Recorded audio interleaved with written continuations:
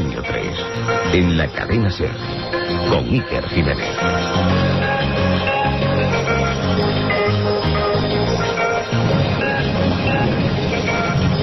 Nuestra gente no tendría miedo de un simple lobo.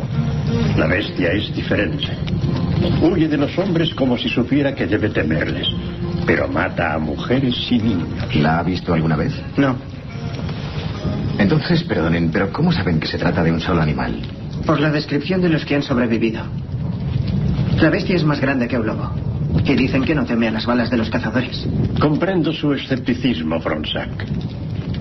Como usted, yo tampoco creo en dragones. Pero he hecho que redactaran una memoria de los crímenes de la bestia. Hice abrir un hospital para las víctimas de la bestia en un antiguo priorato. Es una mujer de Lorsia. Volvía de la feria cuando fue atacada por la bestia. 2 hombres acudieron en su ayuda y la ahuyentaron. Pero todavía pudo arrancarle media cara.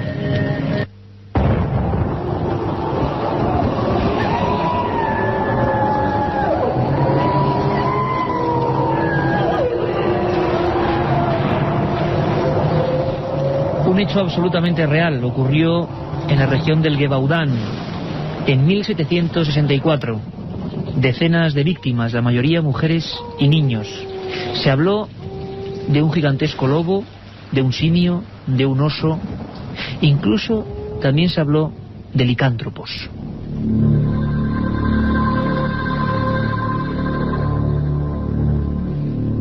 ...18 esto ya es Milenio 3, nuestro fondo habitual y la penumbra también característica de este programa, rodeados de un montón de amigos, de buena gente, de investigadores, de zoólogos, de periodistas, el equipo de guardia durante este verano, Katia Rocha, Carlos Barroso, Carmen Porter, buenas noches. Buenas noches, Iker. Vuestro amigo Iker Jiménez y el maestro en la nave del misterio, nuestro compañero José Antonio Hernández.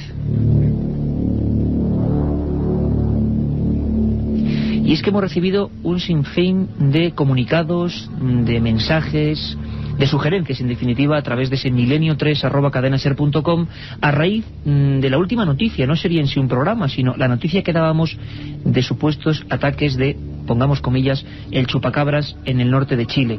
¿Os acordáis, quienes estuvisteis a la escucha, de cómo un hombre, haciendo de informador desde esa región, desde Atacama, nos hablaba de ataques que incluso se han podido presenciar? Por vez primera, las mutilaciones misteriosas de ganado iban acompañadas de observación directa de extraños animales que atacaban a otros. Se ha escrito mucho, se ha dicho mucho, se ha incluso grabado mucho sobre este asunto. Animales que a veces aparecen con la marca de un punzón, desangrados por completo. Animales que parece que no han realizado ningún tipo de maniobra para escapar. Incluso cabezas de ganado de importante peso que han caído a bloque. Los pastores, y me lo decían a mí ya hace no mucho, aseguraban que habían sido como hipnotizados. Y muchos más misterios dentro de este gran cajón desastre, como lo bautizamos, llamado chupacabras. Confluyen un montón de misterios, da la impresión, un montón de cosas. Una de ellas, por ejemplo, es los obstáculos que este animal, lobo, cánido, esta especie de conspiración, porque mucha gente dice que hay personas, seres humanos detrás de este tipo de mutilaciones, ha sorteado vallas de 2,5 metros, de 3 metros, no ha dejado a veces huellas, y matanzas que íbamos a recordar como las de Valle de Tabladillo en Segovia, o Lerín y Caparroso en Navarra. Más de 3.000 cabezas de ganado, la mayoría ovejas, desangradas, sin rastros de que nadie, digámoslo así, lógico, esté actuando. Miedo, temor en diversas capas de la sociedad, personas que yo mismo he podido entrevistar que no llevaban a la gente a la escuela, a sus hijos, por miedo a esa bestia, que nos ha recordado esta historia, esta introducción que hacíamos con El Pacto de los Lobos. Una película, ficción por supuesto, pero basada en ese hecho real. Ocurrió en 1764, por lo tanto el misterio, si es el mismo, es añejo, es antiguo.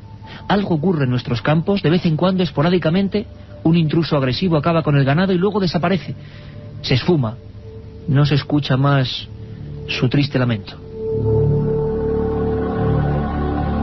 Y es que la bestia de Gebaudán, Carmen Porter, fue una historia que llevó a movilizar a científicos, a expertos naturistas de la época, hubo batidas, y al final no se supo qué es lo que era. Se dicen que, bueno, se supone, se comenta que hubo una especie de captura de un animal gigantesco, grotesco, que parecía un gran lobo, con el morro mucho más afilado, pero al final los huesos no se pudieron analizar correctamente y nunca sabremos si esa criatura fue la que causó muertes de personas en Francia y la que generó que, por ejemplo, hoy, en esa comarca del Gavaudan, hay una escultura donde unos niños se enfrentan con una lanza a ese monstruo.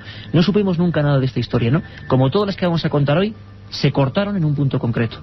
Sí, todo comenzó en el verano de 1764, durante el reinado de Luis XV. En Francia apareció una bestia extraña en la localidad de Gavaudan, que durante más de 3 años hirió y mató a numerosos animales y hombres, pero sobre todo, Iker, un dato muy interesante, elegía a mujeres y a niños. Debido a la multitud de muertes que se estaban registrando, el caso llegó a ser asunto de Estado y la bestia se convirtió en un problema nacional. Las descripciones de aquellos que sobrevivieron a sus ataques, que se trataba de un animal mucho más grande que un lobo, con una gran cabeza, hocico alargado y puntiagudo, pelo gris, con una gran raya negra que le atravesaba todo el lomo, orejas cortas y grandes y afilados dientes. Además se ayudaba de unas enormes garras y una larga cola. Cuando se disponía a atacar, reptaba por el suelo e inmediatamente se levantaba sobre sus patas posteriores para asestar a sus víctimas un mordisco en la garganta y después comerse su corazón y pulmones. En la época se dieron todo tipo de hipótesis, como bien has dicho, que era un simio, un oso, un lobo de los Alpes, una hiena, e incluso se rumoreó con la posibilidad de que se tratara de un hombre lobo. Pensaban que podría tratarse también de un lobcarú, una especie de hombre que después de pactar con el diablo recibía una piel de animal y un ungüento con el que se frotaba para convertirse en lobo. En 1765 un experto cazador de lobos y teniente del ejército real, que era llamado Antoine de Ventuer, creyó haber dado muerte a la bestia, pero no fue así, porque los saques continuaron. Solo cesaron cuando el campesino Jean Chastel cazó un extraño animal que decían era la bestia de Gavaudan.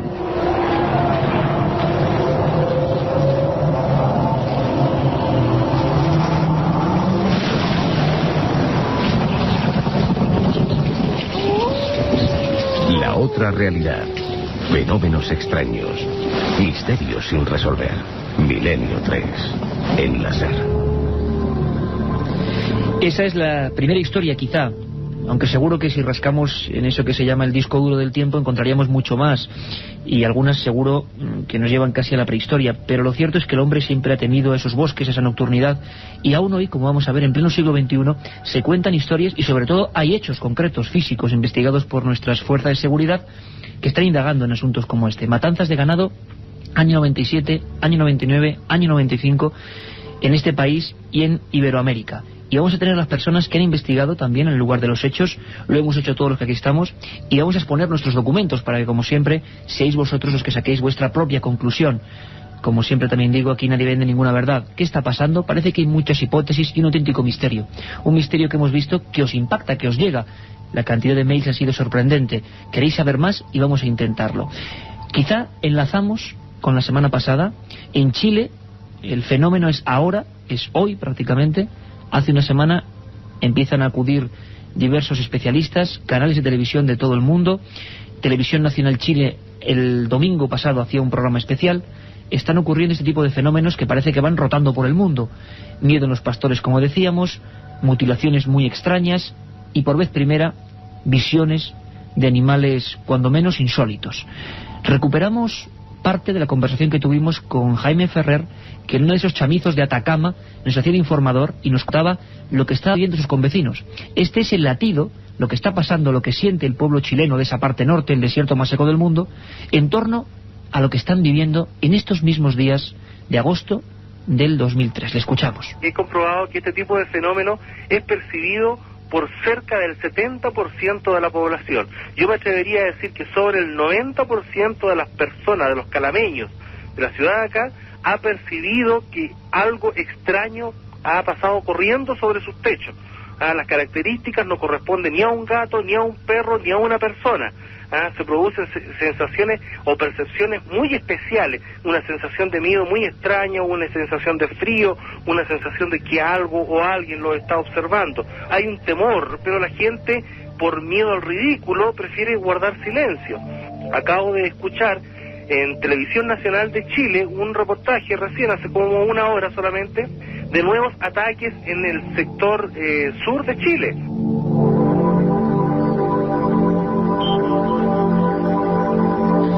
Esa es la noticia, la actualidad, lo que está ocurriendo ahora mismo. Y como vemos, el fenómeno nunca es nuevo, casi ningún misterio es nuevo, siempre viene de un antes, de un pasado que ya se oculta en las brumas del tiempo.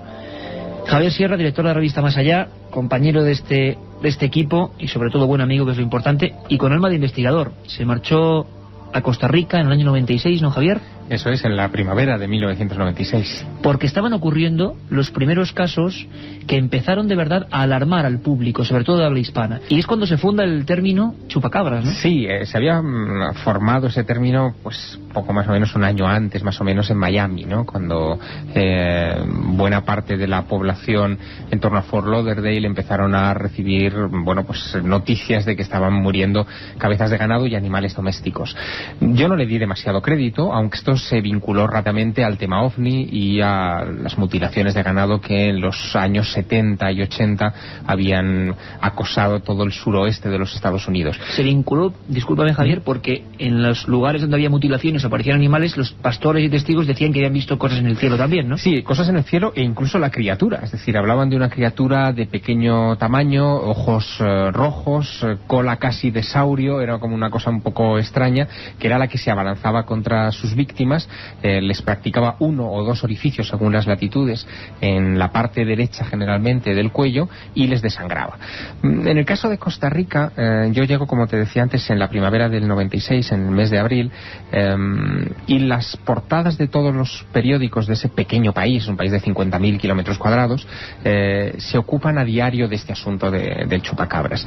Me pongo en contacto con algunos compañeros de los medios de comunicación de allá y veo cómo trabaja la prensa, que es una cosa muy curiosa.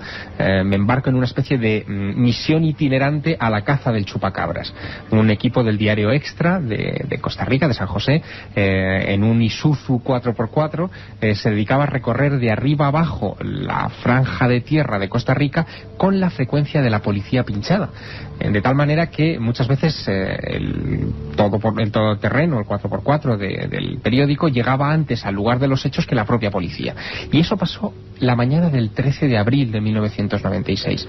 Con estos compañeros del diario Extra notamos que la frecuencia de la policía estaba diciendo que el chupacabras acababa de atacar en un pequeño poblado a las afueras de San José llamado Jericó. Nos presentamos allí de inmediato. La policía llegó 1 hora después y lo que encontramos fue algo que yo no he vuelto a ver nunca, al menos de forma tan inmediata. Una cabra acababa de ser atacada apenas hacía unas horas por una criatura que vislumbraron algunos testigos. Era una especie como de mono de 1 metro y poco de tamaño, con los ojos rojos, que se perdió rápidamente entre la maleza. Y la cabra en cuestión tenía 2 orificios perfectos, del tamaño del diámetro de un bolígrafo. Yo coloqué mi bolígrafo en cada uno de los agujeros, que eran perfectos. No tenía nada de sangre, y lo que más me llamó la atención, Iker, fue el momento en el que pude levantar la cabra prácticamente sin esfuerzo, es decir, había perdido buena parte de su peso. No había huellas alrededor, no había señal de violencia, era una única cabra doméstica en un patio grande trasero de una casa. Tenían perros, la familia, los perros no habían alertado, la cabra no había proferido ningún tipo de sonido, ni se había inquietado, ni había notado nadie de la familia este ataque, y al amanecer fue cuando la descubrieron muerta y desangrada. Y la investigación de Javier prosiguió por aquellas tierras, topándose con diversos testimonios, igual que está ocurriendo ahora mismo en Chile, y como pasó en España. Llegaste incluso, Javier, hasta Juan Diego Castro. Sí, el ministro de Seguridad de Costa Rica. Bueno, hablé con el ministro de Seguridad, con la gente de la Oficina de Investigación Judicial, que es una especie de FBI costarricense, pero el ministro de Seguridad en aquellas fechas estaba empezando a tomar conciencia de lo que en las siguientes semanas se convertiría en un problema nacional. De hecho, tenemos una grabación en la que cuenta un poco esta preocupación. Pues aquí, resumidamente, observamos sobre todo la sensación de quizá de miedo, de inquietud, que es la misma que se envuelve en los hechos donde ocurre el chupacabras o donde acontece este tipo de mutilaciones misteriosas que, como siempre, y lo hemos repetido varias veces, en determinado momento desaparecen. Simplemente se deja de informar, deja de haber animales muertos en los campos. Escuchar, por lo tanto, a Juan Diego Castro, ministro de Seguridad de Costa Rica, hablando con Javier Sierra y mostrando su sincera preocupación.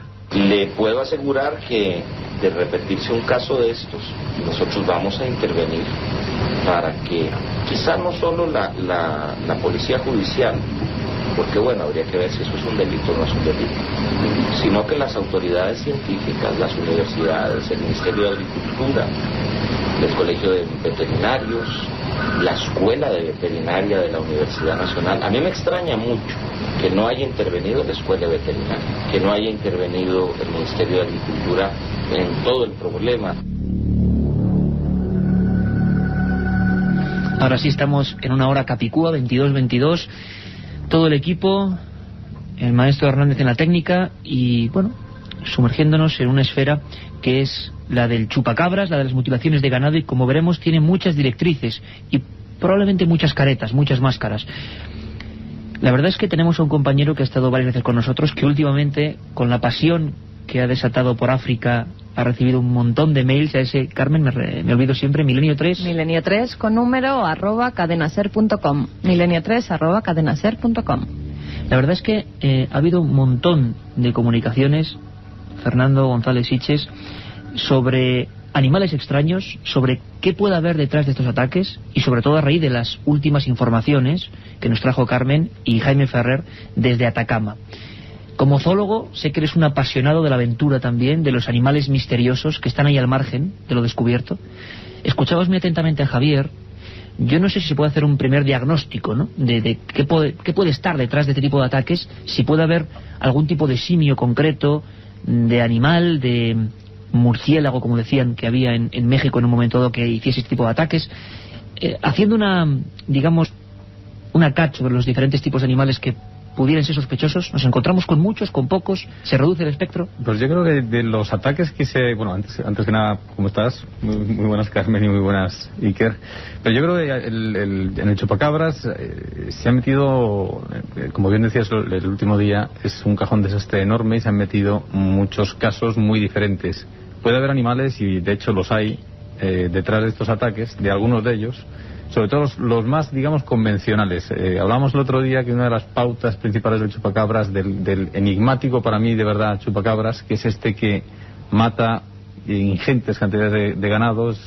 Hablábamos antes de cifras de 2.000 cabezas aquí en España, en Navarra, en poco tiempo, que además los animales no se asustan mientras se le están matando, es decir, o están narcotizados de alguna manera, que además es un animal, para mí no es un animal, pero es el atacante hace cortes perfectos, se producen quemaduras. Eso para mí, como ya te decía el último día, no es la respuesta, no la va a dar la zoología, porque yo creo que detrás de estos casos hay una inteligencia, hay un ser pensante, sea de aquí o venga de fuera. Y en cuanto a otra serie de ataques, sí que se puede dar explicaciones. A mí hay muchos de los casos que se basan en la imposibilidad de, por ejemplo, que un atacante, el animal que sea, pueda sobrepasar una valla de 2 metros y llevarse. Cuando se oyen tú ves los escritos antiguos de los cazadores blancos en el África ecuatorial y en el África del Este, te describían perfectamente cómo estaban asombrados de ver un león. Un león es un animal bastante pesado, es un animal de 300 kilos más o menos, que cogía, mataba una vaca por las noches, saltaba la valla de 3 metros que ponían de espinos, mataba a la vaca y con la vaca en las fauces volvía a saltar los de 3 metros y se lo llevaba. Es decir, los animales son capaces de hacer prácticamente todo. Lo que no son capaces de hacer, ni lo hacen, ni son pautas de la zoología terrestre, es entrar en un grupo de 200 o 300 ovejas, no dejar huellas, no asustar a ningún animal mientras están matando a todos ellos, y además inyectarlos o provocar de alguna manera algo que hace que los carroñeros luego no se los coman, ¿no? Y entre los animales que bien decías, que entre los casos que puede haber un animal detrás, desde luego para mí hay algunos que son desconocidos. Este caso de Atacama, que hay testigos y que dicen cómo un grupo ha atacado al ganado, puede ser un animal nuevo detrás. Yo he estado en el desierto de Atacama y te puedo asegurar que es un terreno muy, muy, muy árido, muy hostil. No hay grandes predadores, salvo algún puma de los Andes despistados, unos pumas que hay más grandes de lo normal. Y a lo mejor ahí hay una explicación zoológica. En el grueso, en la parte interesante de los casos de chupacabras, para mí la respuesta está en otro lado, ¿no? Nuestro compañero y amigo, por supuesto, Fernando, que ha recorrido todo el mundo con sus cámaras, director de documentales de Transglobe Films, esos amigos de la aventura que nos traen documentos tan apasionantes. Y es que en España también han pasado esos casos a los que se refiere Fernando, de matanzas múltiples, de asesino invisible, y vamos a revisarlos. Pero antes, Carmen Porter, si te parece, ¿por qué no hacemos un breve resumen de lo que ha ocurrido en Chile últimamente? Porque incluso en esta misma semana se ha concentrado la información. Hablamos de finales de julio, prácticamente el 21 de agosto, antes de ayer, la información constante en televisión, en los diarios, en la radio, un problema, como decía Javier Sierra, como ocurrió en Costa Rica, año 96, de orden nacional. Carmen, resúmenos lo que está pasando, este teletipo de casos de ataques al ganado en Chile. Vamos a resumir algunos de los casos más impactantes, como el del 27 de julio de este mismo año. Sexta región chilena, en la localidad de Palmilla. Aparecen muertas 30 gallinas con 2 agujeros en sus cuellos que están separados uno del otro unos 2 centímetros. Además estaban totalmente desangradas y las heridas estaban cauterizadas. 17 de agosto, Malpaisillo, en las localidades del Barro, la calle Real de Tolapa y Las Marías, se encontraron muertas 55 cabras y varias ovejas. Los vecinos describen a un animal como de un tamaño de coyote, con patas delanteras más cortas que las traseras, de color negro y 2 colmillos grandes y amarillos. Un día más tarde, el 18 de agosto, en la población de Idahue, en la granja de Samuel Bustos, además locutor de radio, hacia la medianoche se comienzan a oír unos extraños ruidos. Él sale al patio para ver qué puede pasar, pero no observa nada extraño. A la mañana siguiente encuentra muertos a todos los patos que criaba su mujer. Tenían 2 orificios en sus cogotes y había una huella en el barro parecida a la de un perro, pero mucho más grande. También una vecina suya encontró muertas a sus aves y con las mismas heridas. Esteban Hidalgo, un vecino de la localidad, asegura que vio a una criatura negra de 1 metro de alto que estaba agazapada entre las matas, y otros vecinos dicen ver una extraña ave parecida a un murciélago pero muchísimo más grande.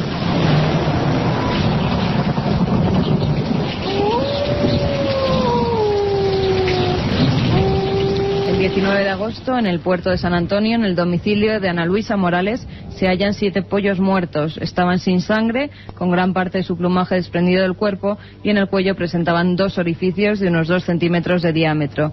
Por último, el 21 de agosto, hace 2 días, en el sector de Quinchilca, en la comuna de Los Lagos, 50 gallinas, 9 gansos y un cerdo fueron descubiertos por su dueña, Edith Mora, completamente desangrados. Tenían 2 orificios en sus cuellos y el cerdo además presentaba profundas lesiones en los costados y en su cabeza. Las puertas del corral donde se encontraban los animales estaban completamente arañadas y se observaron huellas parecidas a las de un puma.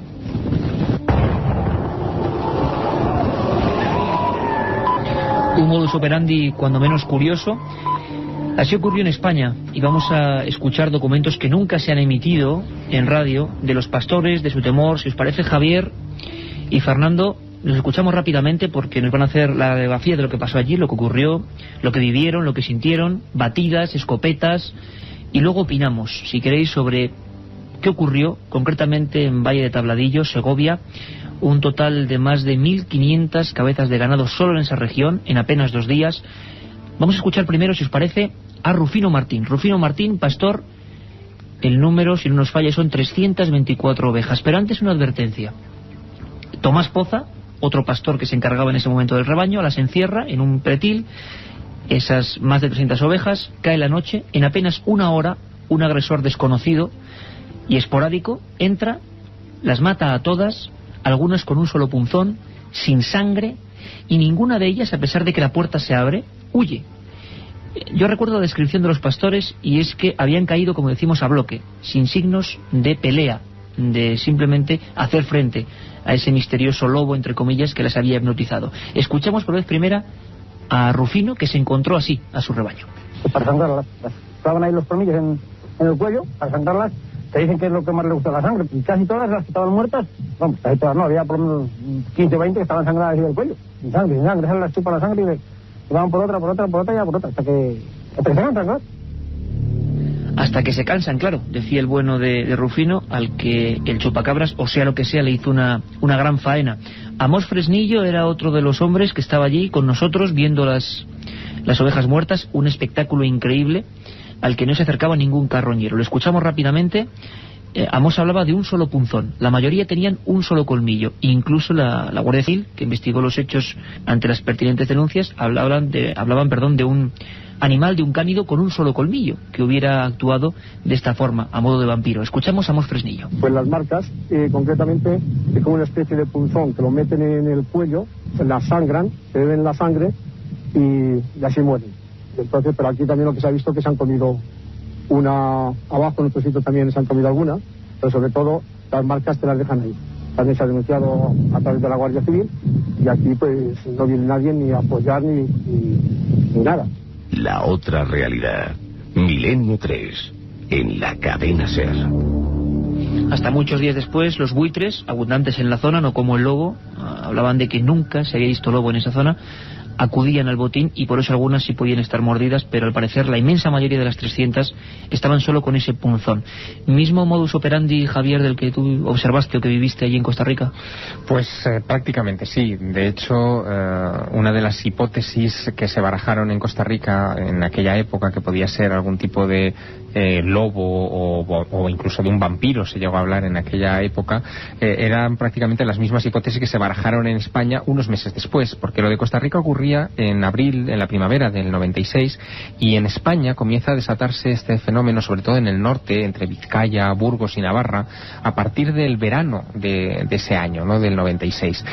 Yo me encontré con varios casos de ese estilo, porque estuve recorriendo sobre todo la zona de Balmaseda, donde ocurrieron varias de estas mutilaciones. Provincia de Vizcaya, ¿no?, en la frontera casi con tierras de Burgos. Y allí los baserritarras, los campesinos, hablaban de un lobo viejo que podía ser el causante de esto, es decir, alguna clase de animal que se abalanzaba contra las ovejas, le clavaba el único colmillo que tenía y lo único que podía hacer era beber la sangre. Pero eso tenía dos matices. El primer matiz es el matiz de las evidencias físicas. Aunque hubiera sido un lobo, hubiera dejado algún tipo de huella en el terreno, que no se encontró ninguna, hubiera arañado al animal o le hubiera causado con sus zarpas algún tipo de lesión que no se encontró en las ovejas.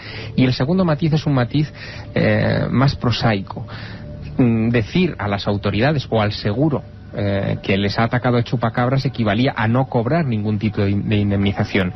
Decir que les había atacado un lobo equivalía a poder pedir un resarcimiento económico por aquel ataque. Por eso muchos de los campesinos, al final, aunque fuera increíble su explicación, acababan recurriendo a este artificio del lobo viejo con un solo colmillo para esas incisiones. Fernando, en Valle de Tabladillo tampoco hubo huellas, a pesar de la masacre, no se encontró ninguna, y sí esas punzadas, una o dos, y esa insólita forma de actuar, es decir, saltando un pretil de 2,5 metros, sin dejar ni rastro, ni pelos, ni señales, y luego matar una a una, creo que a eso tú le das mucha importancia, matar una a una a las ovejas que no huían, campo abierto.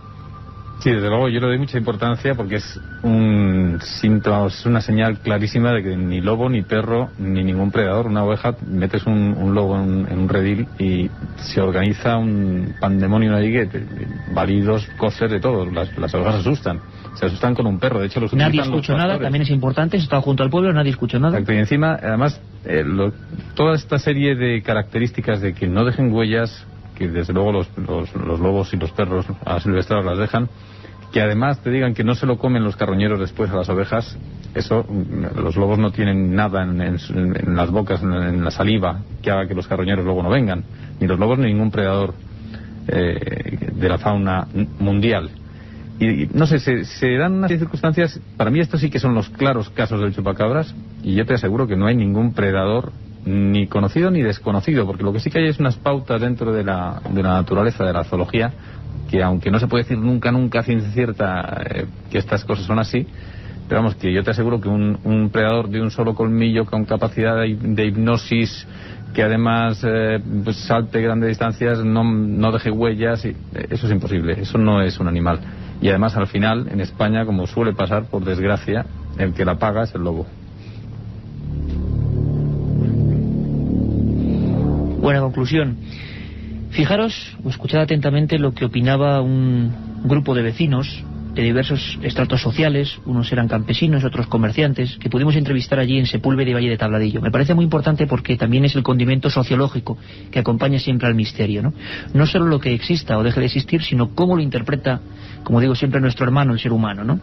Vamos a escuchar sus voces porque creo que son indicativas de lo que estaba pasando. Sí, hay mucho miedo, la gente no sale, antes venían porque por aquí hay muchas setas, hongos de cardo, y ahora pues no se atreven a salir, porque el pueblo está casi vacío, solamente hay 3 pastores y están, vamos, pues con un miedo atroz. Se comenta mucho y es muy preocupante, y hay una inquietud muy grande, una incertidumbre. El ganadero no se atreven a salir de noche por temor a que puedan atacarles a ellos mismos, y en fin, estamos de esa forma todos, pero en general todo el contorno. Me comentabas, Fernando, a micrófono cerrado, que te daría miedo también, evidentemente, ¿no? Un pueblo en la sierra, claro, donde nunca... Es que además lo curioso es que decían en 100, 150 años no había lobos, no existían. ¿Por qué de repente? Hay una hipótesis. Yo ayer mismo estaba junto con Carmen Porter en Tierras Navarra, en el lugar de las mutilaciones, y me hablaban de hipótesis todavía más arriesgadas, ¿no? Cuando no se descubre un misterio, la conspiración, la tramoya de la conspiración empieza a actuar, y hablaban de seres humanos, sea de diversos organismos o de otros, que soltaban determinadas especies, lobos, cánidos, lo que... y luego lo recogían. Pero claro, a mí lo de recoger un lobo adiestrado que mate y vuelva me parece extraño, pero es lo que ayer, agosto del 2003, en la zona de las mutilaciones, estaba hablando. Fernando, ¿tiene pies? A mí me parece, y te vuelvo a repetir, que por mucho que lo suelten, lo cogen y lo adiestren, no lo hacen etéreo para que no deje huellas ni con poderes hipnóticos. Y es mucho más razonable y más creíble pensar que puede haber alguna intención o algún interés que lleve a gente a hacer esto, o puede haber alguna causa que venga, como bien se dice, pues de más allá del ser humano, del espacio. Has dado una clave importante, gente que puede hacer esto, grupos de personas, seres humanos, porque es lo que se especuló también, por ejemplo, en el primer caso, y Javier lo conoce bien, en el que se habló de estos temas. Todavía no se conocía el fenómeno chupacabras, año 79, si no recuerdo mal, en una barriada muy popular en Tenerife, en Taco, empezaron a surgir este tipo de fenómenos, pero además lo curioso, no sé si he repetido o no, luego comentaremos, que eran perros guardianes, incluso las víctimas, perros guardianes, no solo animales como ovejas, cabras. Perros realizados y criados para la defensa, que de repente aparecían con varias punzadas, como luego ha ocurrido en otros puntos de España con el ganado. Tenemos a nuestro corresponsal y amigo José Gregorio González en Tenerife. José Gregorio, buenas noches, amigo. Buenas noches, Iker, y buenas noches a los compañeros. A ti te sonaba todo esto, ¿verdad? Porque tú lo viviste casi a flor de piel. Año 79 en Taco pasaron cosas realmente insólitas. ¿Podrías contar un poco a toda la audiencia de Milenio 3 qué pasó en ese quizá primer caso de ataques de chupacabras en España? Sí, la verdad es que estaba escuchando los datos que se estaban dando y en muchos detalles pues son bastante parecidos. Bueno, los hechos de Taco comienzan o arrancan el 29 de abril del año 1979, un domingo, cuando el guardián de una fábrica de este barrio de Santa Cruz pues descubre que uno de los 2 pastores alemanes, de los fieros pastores alemanes que tiene de vigilante, pues está muerto, presenta 2 orificios, está totalmente desangrado, e incluso posteriormente se comprobaría que le habían sido extraídas varias vísceras. Bueno, en principio, a pesar de lo extraño del acontecimiento, pues se intenta seguir con la normalidad, pero varios días después, el jueves, concretamente el jueves 3 de mayo, vuelve a aparecer otro perro, en este caso el segundo perro guardián que tenían, mucho más fiero que el anterior, pues muerto también en las mismas circunstancias, además con detalles muy similares, esos 2 orificios en los costados perfectos, ni una sola gota de sangre, los orificios cauterizados, vísceras extraídas, y además un detalle curiosísimo, y es que los 2 ejemplares pues tenían unos collares fuertemente remachados que aparecieron a varios metros de distancia, pues incluso con restos del pelaje de los animales, ni una sola señal de lucha, y bueno, iniciándose así de esta manera pues un misterio que durante un mes aproximadamente, durante todo el mes de mayo, pues ocupó las portadas de los periódicos y bueno, fue protagonizado no solo por estos 2 perros iniciales, sino por decenas de cabras, de animales de corral, incluso un cerdo apareció en la zona de Guamasa, también con varios orificios, varias vísceras extraídas, y un detalle muy curioso, de los ojos se le había extraído incluso la parte blanda. Bueno, fueron hechos que la policía investigó hasta donde podía con los medios de entonces, y bueno, evidentemente se aventuraron todo tipo de hipótesis explicativas como las que se han estado dando, ¿no? José Gregorio, es cierto que en esa época en Canarias estaba viviendo uno de los momentos más álgidos de la actividad OVNI de su historia. Sí, efectivamente. ¿Se estableció una relación en aquella época? Se estableció, de alguna forma era lógico que se estableciese, porque bueno, todo lo que ocurriese que se saliese un poco de lo común se estaba vinculando a las muertes de animales en Taco, pero sí que existía una relación constatada, podemos utilizar el término estadístico incluso, por parte de la policía, que bueno, que se había dado cuenta que precisamente en las inmediaciones de Taco habían sido observados ovnis en los días en los que se estaban dando las mutilaciones, es decir, de forma simultánea, e incluso pues en aquel momento se hicieron consultas a personajes como Jiménez del Oso, que se encontraron por aquí por Tenerife en aquel momento, además en petit comité, es decir, consultas reservadas y extraoficiales, porque se había detectado esa conexión, y además se suministraron otro tipo de detalles, ¿no? Por ejemplo, los orificios tenían una perfección absoluta. Los veterinarios estimaron que a medida que se iba perforando, se iba cauterizando para evitar que saliese sangre. Tenían 3 centímetros de diámetro, y los animales aparecían, y esto es muy curioso, porque posteriormente se han registrado algunos casos dentro del fenómeno del chupacabra, aparecían totalmente empapados, mojados, pero sin embargo el entorno estaba completamente seco, ¿no? Y un detalle realmente curioso que añadía extrañeza a este asunto, ¿no? José Gregorio, tú que hiciste un gran trabajo, llegaste a publicar incluso las fotografías de la policía científica investigando, de la Guardia Civil investigando los hechos, algunas fotografías francamente desagradables de esos pobres animales mutilados. Una de las hipótesis que corría con más fuerza por la barrera de Taco era la de las sectas satánicas, sectas o grupúsculos más o menos delirantes que buscaban animales para sacrificio. ¿Se pudo llegar a algún tipo de conclusión a ese nivel? No, al final todo fueron conjeturas. Por un lado se pensó que si era algún tipo de grupo sectario, y bueno, digamos que se rescataron viejas historias ocurridas en la isla con dramáticos finales. También se pensó en estudiantes de medicina de la facultad de la Universidad de La Laguna. Se barajó la posibilidad incluso de un guepardo en cautividad que se podía haber escapado de un safari park que existía en aquel momento en la zona de La Esperanza, incluso de prácticas supersticiosas por parte de algún vecino vinculadas con la brujería y con la creencia de que portando determinados órganos de algunos animales pues se podían obtener algunos poderes o algunas influencias sobre otras criaturas, ¿no? Todo esto fueron conjeturas, y la policía ofreció incluso sus propias conclusiones provisionales, pero que fueron las únicas que se suministraron, y que más que nada fue una especie de huida hacia adelante para tranquilizar los ánimos de los medios de comunicación y de la sociedad en su conjunto, ¿no?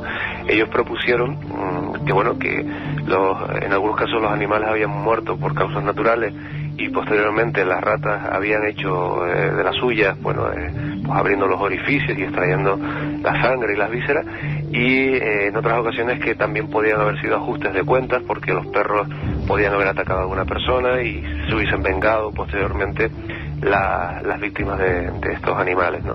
La verdad es que eran absolutamente descabelladas y provocaron cierto tono irónico en los propios periodistas, pero hay que tener en cuenta que también era una época muy cercana, ¿no?, a la transición, y no se cuestionaban demasiado las declaraciones que pudiese hacer la policía o cualquier cuerpo de... Lógicamente. Fernando quiere hacerte una pregunta. Sí, José Gregorio, ¿qué tal? Soy Fernando. Oye, ¿hubo alguna huella? ¿Se vio alguna huella alrededor de los cadáveres? No, nunca apareció ni una huella, ni una señal de lucha. No, evidentemente tú te estaba escuchando antes lo del poder hipnótico en los nuevos casos ocurridos recientemente. Pues esto fue algo que también se destacó por parte de los propietarios, en este caso de los perros, que fueron las primeras víctimas y que evidentemente eran los animales más fieros, pero también en otros casos, ¿no? Hay algunos no llegaron ni siquiera a trascender.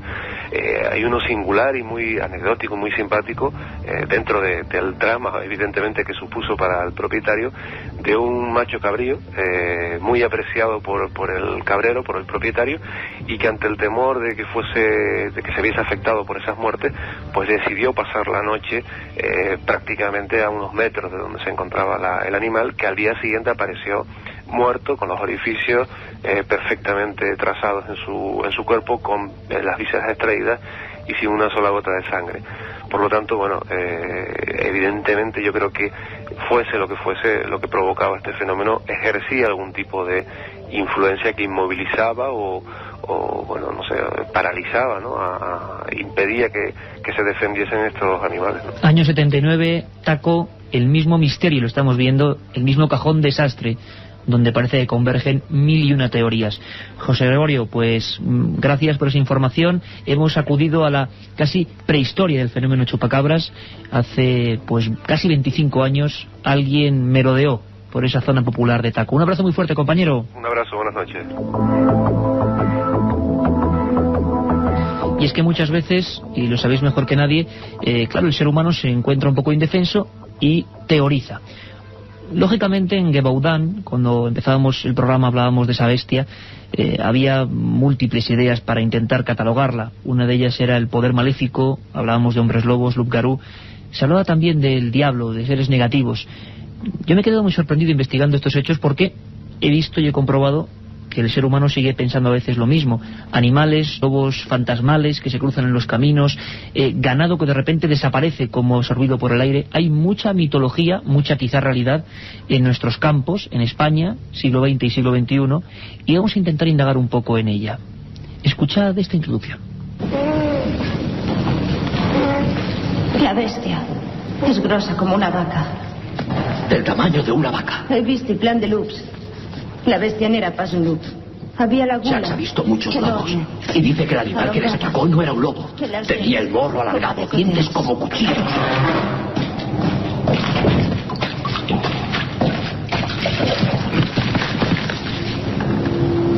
Si no era un lobo, ¿qué era entonces? Un diablo. Caballero, ha matado a una chica cerca de Saint-Alban.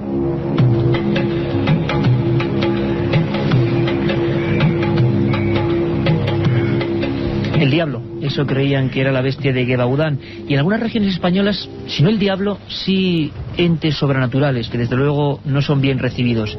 Ayer mismo, ¿verdad, Carmen?, en Falces, en la Ribera Navarra, recuperábamos una de esas historias del perro negro o el perro fantasmal. ¿Por qué hilamos con este tema? Porque solo se aparece en el lugar donde precisamente han ocurrido las matanzas de Lerín, Caparroso, en la frontera con el municipio de Falces. Hablamos en dos ataques muy concretos, año 89 y 99, de más de 2000 cabezas de ganado, con este modus operandi que nos han estado contando tanto José Gregorio como Javier. Fijaros qué curioso, y me gustaría saber vuestra opinión.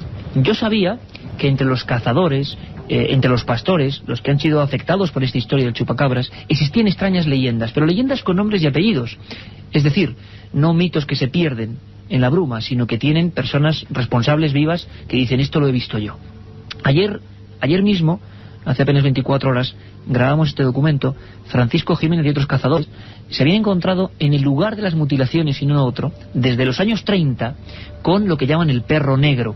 Un perro que aparece de vez en cuando, que cruza misteriosamente a cámara lenta. Es muy curiosa esta definición y luego Javier nos explicará por qué. A cámara lenta, como si el tiempo no transcurriese, se planta delante de los cazadores y los mira con unos ojos rojos. Pura mitología, pura esencia ancestral de la Navarra profunda. No lo sabemos, pero ocurría en el mismo lugar donde aparecieron esas 1500 ovejas muertas. Escuchamos ayer mismo a uno de esos cazadores, a Francisco. Se me cruzó el perro y la verdad es que yo no sospeché nada de nada, pero luego aquí en el pueblo, comentando pues con otro que es familia mía, me dice: me cago en la madre, no se te ocurre ese perro. Y dije: joder, yo quería haber parado para cogerlo, pues si era de caza, que no sé, era un perro todo y tal, y no se te ocurra de parar, porque ese perro ya me va saliendo a mí varias veces y cada vez se hace mayor. Parecía él así, y yo así lo dejé y bueno, pues continué mi viaje, vamos, de esto y nada. Pero a los pocos días, como yo tenía que ir otra vez para venir, resulta que lo volvió a salir otra vez el perro. En el mismo sitio, justo. En el, más o menos, o sea, 50 metros arriba, 50 metros abajo, y me cruzó otra vez por delante.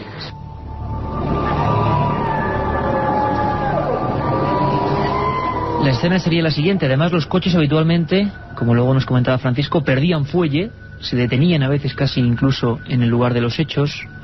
Ricardo, otros cazadores nos hablaban del miedo absoluto, incluso este Ricardo, ¿verdad, Carmen?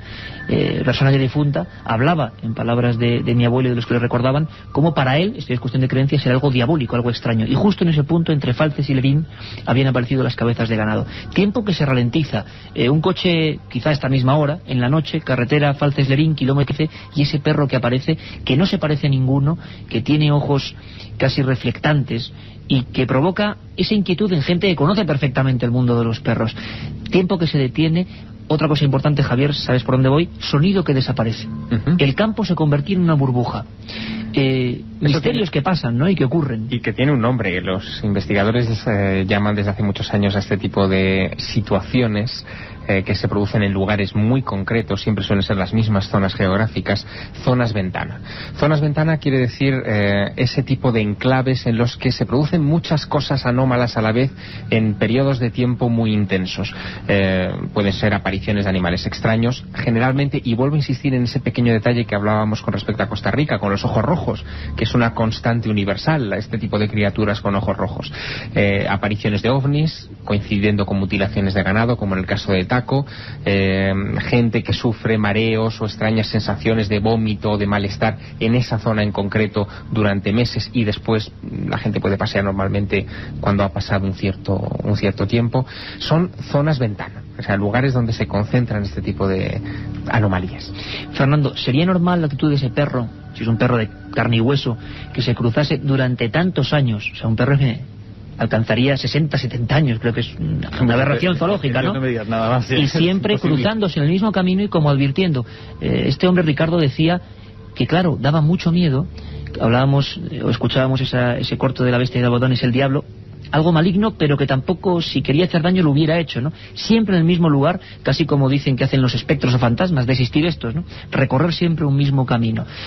Muy difícil esa actitud, ¿no? Es imposible, vamos, desde luego, el mismo perro es imposible por edad. Descripción exacta siempre, y además, decenas de cazadores. No tiene sentido que esté durante tantos años en el mismo... Hombre, no son territoriales, no tiene... O sea, es un perro doméstico, ¿no? Y además lugar llano, sí, para más información, Fernando, lugar perfectamente llano, donde ni se le cazó, ni tampoco era en el 99 el responsable de las mutilaciones. Hicieron varias batidas por parte de la Guardia Civil y nadie cazó absolutamente nada, ni se vio ni siquiera la sombra de este agresor nocturno.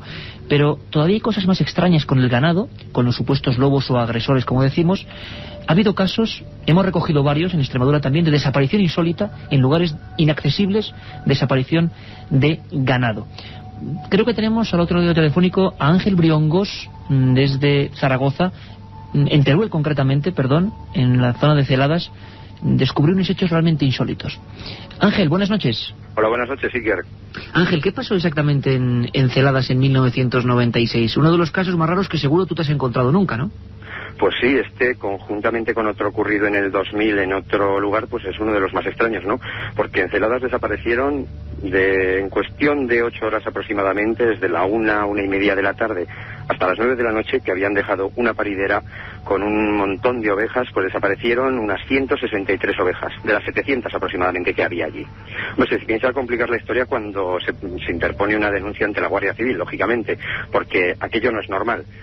Los pastores llegan allí, ven que realmente el tumulto de ovejas, pues aquí falta algo. El perro que las acompañaba, llamado Caparra, curiosamente tampoco estaba, y que volvió a las 2 horas de haber llegado a las 9 de la noche aproximadamente los pastores, y entonces se encontraron con que el perro venía sin esas ovejas que ya habían detectado que faltaban allí, ¿no?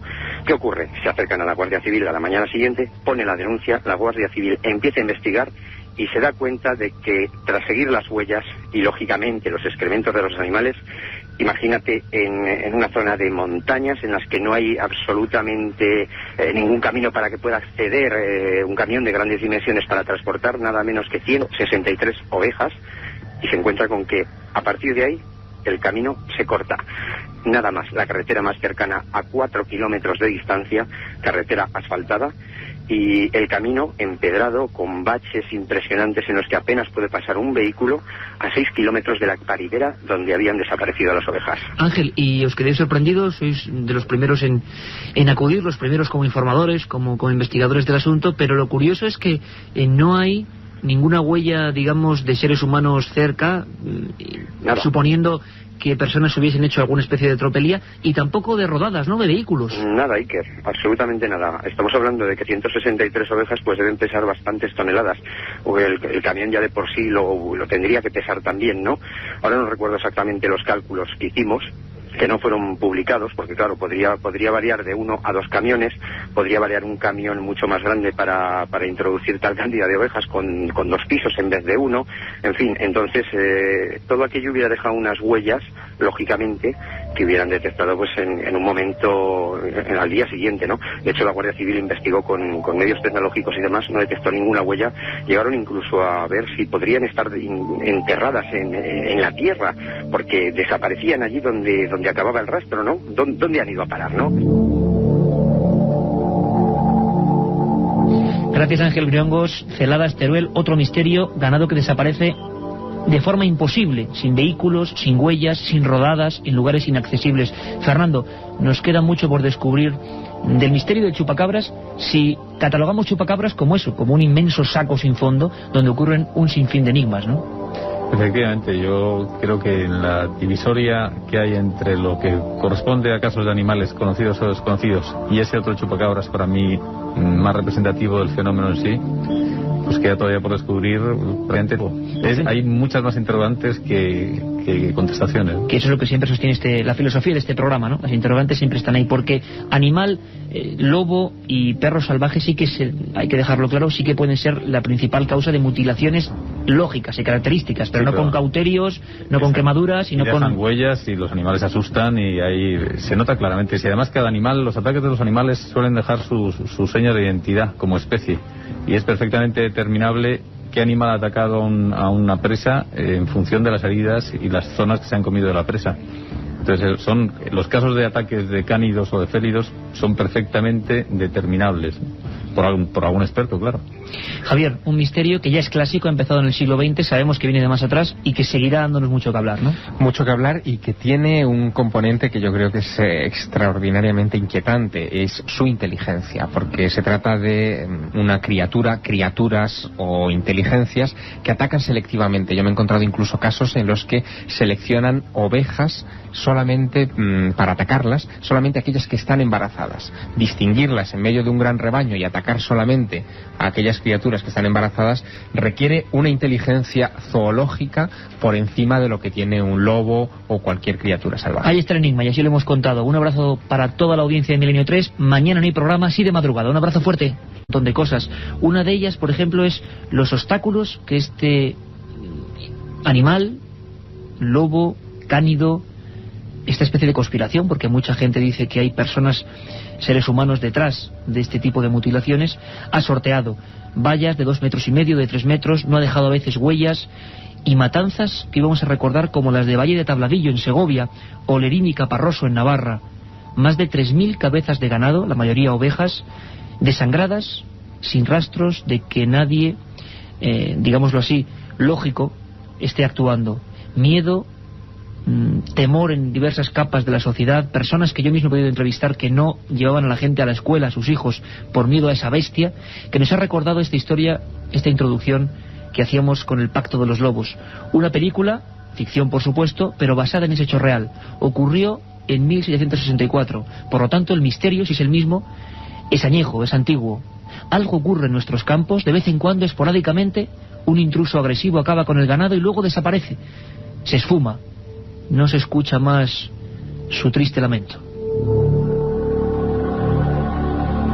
Y es que La bestia de Gévaudan, Carmen Porter, fue una historia que llevó a movilizar a científicos, a expertos naturistas de la época, batidas, y al final no se supo qué es lo que era. Se dicen que, bueno, se supone, se comenta que hubo una especie de captura de un animal gigantesco, grotesco, que parecía un gran lobo, con el morro mucho más afilado, pero al final los huesos no se pudieron analizar correctamente y nunca sabremos si esa criatura fue la que causó muertes de personas en Francia y la que generó que, por ejemplo, hoy, en esa comarca del Gévaudan, hay una escultura.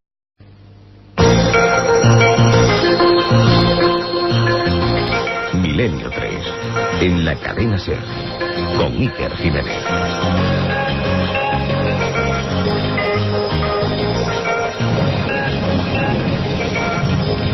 Nuestra gente no tendría miedo de un simple lobo. La bestia es diferente. Huye de los hombres como si supiera que debe temerles, pero mata a mujeres y niños. ¿La ha visto alguna vez? No. Entonces, perdonen, pero ¿cómo saben que se trata de un solo animal? Por la descripción de los que han sobrevivido. La bestia es más grande que un lobo. Y dicen que no teme a las balas de los cazadores. Comprendo su escepticismo, Fronsac. Como usted, yo tampoco creo en dragones. Pero he hecho que redactaran una memoria de los crímenes de la bestia.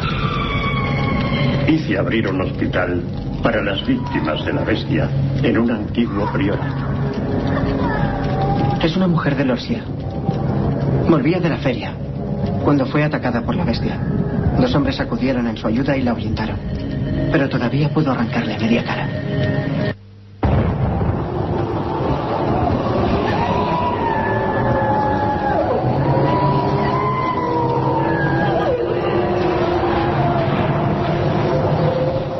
Un hecho absolutamente real ocurrió en la región del Gebaudán en 1764.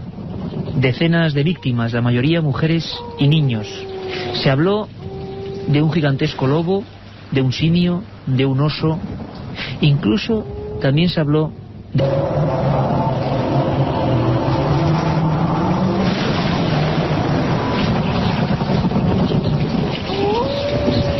La otra realidad. Fenómenos extraños. Misterios sin resolver. Milenio 3. En la SER. Esa es la primera historia, quizá. Aunque seguro que si rascamos en eso que se llama el disco duro del tiempo encontraríamos mucho más. Y algunas seguro que nos llevan casi a la prehistoria. Pero lo cierto es que el hombre siempre ha temido esos bosques, esa nocturnidad. Y aún hoy, como vamos a ver, en pleno siglo XXI, se cuentan historias y sobre todo hay hechos concretos, físicos, investigados por nuestras fuerzas de seguridad que están indagando en asuntos como este. Matanzas de ganado, año 97, año 99, año 95, en este país y en Iberoamérica. Y vamos a tener las personas que han investigado también en el lugar de los hechos, lo hemos hecho todos los que aquí estamos, y vamos a exponer nuestros documentos para que, como siempre, seáis vosotros los que saquéis vuestra propia conclusión. Como siempre también digo, aquí nadie vende ninguna verdad. ¿Qué está pasando? Parece que hay muchas hipótesis y un auténtico misterio. Un misterio que hemos visto que os impacta, que os llega. La cantidad de mails ha sido sorprendente. Queréis saber más y vamos a intentarlo. Quizá enlazamos con la semana pasada. En Chile, el fenómeno es ahora, es hoy prácticamente. Hace una semana empiezan a acudir diversos especialistas, canales de televisión de todo el mundo. Televisión Nacional Chile el domingo pasado hacía un programa especial. Están ocurriendo este tipo de fenómenos que parece que van rotando por el mundo. Miedo en los pastores, como decíamos, mutilaciones muy extrañas y por vez primera visiones de animales cuando menos insólitos. Recuperamos parte de la conversación que tuvimos con Jaime Ferrer, que no es de licántropos.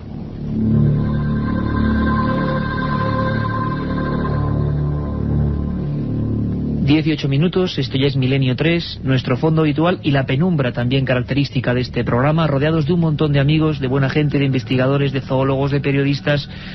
El equipo de guardia durante este verano, Katia Rocha, Carlos Barroso, Carmen Porter, buenas noches. Buenas noches, Iker. Vuestro amigo Iker Jiménez y el maestro en la nave del misterio, nuestro compañero José Antonio Hernández. Y es que hemos recibido un sinfín de comunicados, de mensajes, de sugerencias, en definitiva, a través de ese milenio3@cadenaser.com, a raíz de la última noticia. No sería en sí un programa, sino la noticia que dábamos de supuestos ataques de, pongamos comillas, el chupacabras en el norte de Chile. ¿Os acordáis, quienes estuvisteis a la escucha, de cómo un hombre, haciendo de informador desde esa región, desde Atacama, nos hablaba de ataques que incluso se han podido presenciar? Por vez primera, las mutilaciones misteriosas de ganado iban acompañadas de observación directa de extraños animales que atacaban a otros. Se ha escrito mucho, se ha dicho mucho, se ha incluso grabado mucho sobre este asunto. Animales que a veces aparecen con la marca de un punzón, desangrados por completo. Animales que parece que no han realizado ningún tipo de maniobra para escapar. Incluso cabezas de ganado de importante peso que han caído a bloque. Los pastores, y me lo decían a mí hace no mucho, aseguraban que habían sido como hipnotizados.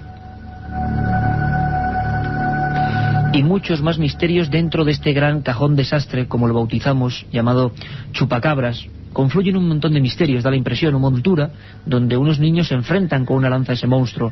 No supimos nunca nada de esta historia, ¿no? Como todas las que vamos a contar hoy, se cortaron en un punto concreto. Sí, todo comenzó en el verano de 1764, durante el reinado de Luis XV. En Francia apareció una bestia extraña en la localidad de Gévaudan, que durante más de 3 años hirió y mató a numerosos animales y hombres, pero sobre todo, Iker, un dato muy interesante, elegía a mujeres y a niños. Debido a la multitud de muertes que se estaban registrando, el caso llegó a ser asunto de Estado y la bestia se convirtió en un problema nacional. Las descripciones de aquellos que sobrevivieron a sus ataques, que se trataba de un animal mucho más grande que un lobo, con una gran cabeza, hocico alargado y puntiagudo, pelo gris, con una gran raya negra que le atravesaba todo el lomo, orejas cortas y grandes y afilados dientes. Además se ayudaba de unas enormes garras y una larga cola.